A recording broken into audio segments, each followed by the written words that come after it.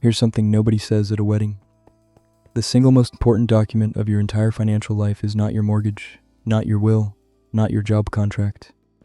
It's the one you sign in a rented venue, slightly drunk in front of everyone you know while a string quartet plays. We call it getting married. But legally, you just entered into one of the most binding financial and legal contracts a human being can sign. And almost nobody reads the terms. I'm not here to tell you not to get married. The data is actually pretty kind to marriage, and I'll show you that. But there's a strange thing we do. We make the most emotional decision and the most financial decision at the exact same moment, in the same breath. And we only ever talk about the emotional half. So today, what marriage actually is underneath the romance, where it genuinely makes your life better, where it can quietly wreck you, and the questions you should be able to answer before the string quartet starts. Stick around, the last one is the one couples avoid, and avoiding it is the warning sign. Strip away the flowers and the vows, and marriage is a state-enforced merger. You're combining assets, debts, incomes, and legal liability. You're changing how you're taxed.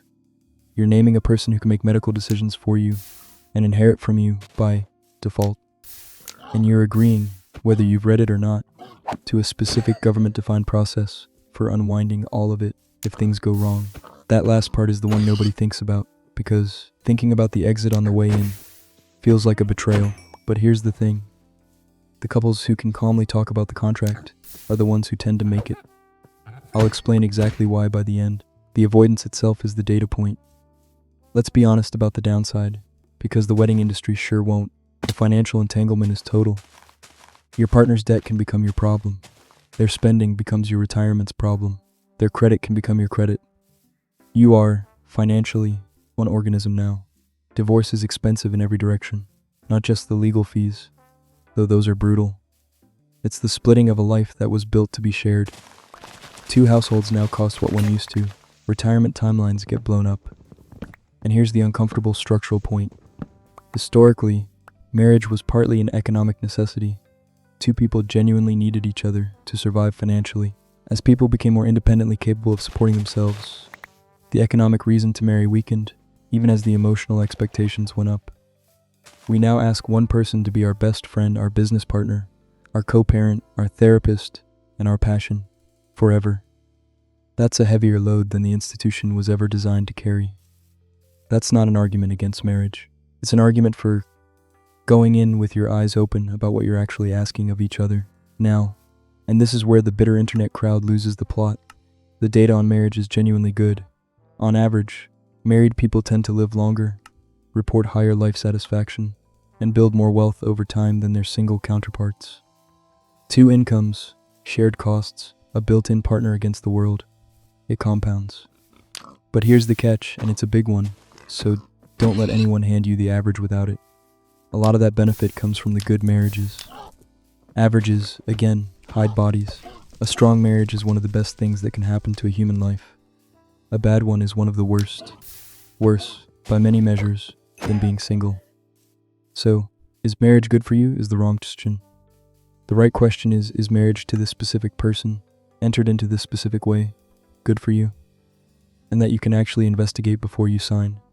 Let me make the real case, because I don't want this to sound like I'm anti-marriage. I'm not. A good marriage is a force multiplier. Everything is easier with a genuine partner.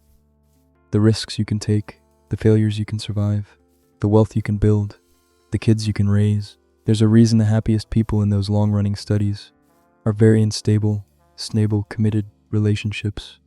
We are not solo animals. The commitment itself has value. Knowing someone has chosen to stay legally, publicly, permanently, creates a kind of security that a casual relationship structurally can't. That security lets people build things together they'd never build alone. And the romance is real. I'm doing the cold analyst thing in this video because that's the half nobody talks about. But the love is the point. The contract is just the part you should understand so that the love has a stable structure to live in. The healthiest thing isn't to fear the contract. It's to understand it well enough that you're choosing it on purpose. So here's what you should be able to do before the wedding. 1.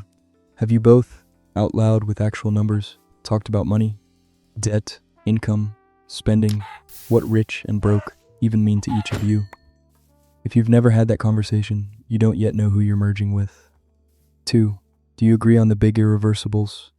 Kids or no kids, where you'll live, how you'll handle aging parents. These aren't details. These are the ones that end marriages when discovered after. 3. The avoided one. Can the two of you calmly discuss what happens if it doesn't work? Not because you expect it to fail, but because a couple that can have that conversation without it detonating has proven they can handle every smaller hard conversation marriage will throw at them. The couples who can't even talk about it, that avoidance is the thing to worry about. You don't need to be afraid of the contract. You need to read it. Together, out loud. The reading is the test. New essay every Tuesday and Friday. The math and the fine print under the decisions everyone makes on feeling alone. Next one's about something we glorify even harder than marriage and question even less. Signing up for the military. Subscribe so you catch it. It's free and it's the only thing keeping this channel alive. Marry the person, genuinely. If they're the right one, it's the best decision you'll ever make. Just read the contract first. The willingness to read it together is the green flag.